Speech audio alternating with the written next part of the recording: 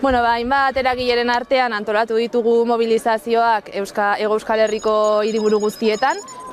Justo betetzen denean hilabete bat, imperialismo yankiak Venezuelan egin zuen azken erasoaz, hildako baino gehi utzi zituen eta eraman zituzten bahituta Nicolás Maduro eta Cilia Flores.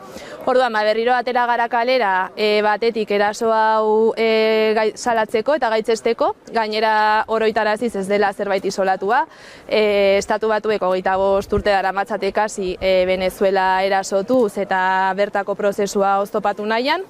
Hainbat medio erabiliz, eta hor salatzen dugu bereziki blokeo ekonomiko kriminal bat inposatzen diotela Venezuelari.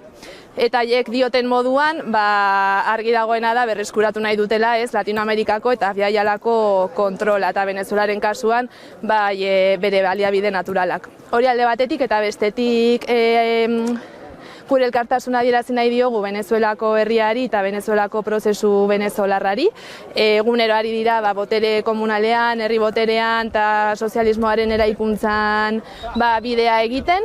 Eta zentzu horretan aldarrikatzen dugu Nicolás Maduroren eta Cilia Floresen askatasuna, eta aldarrikatzen dugu baita ere gobernu venezolarraren zilegitasuna.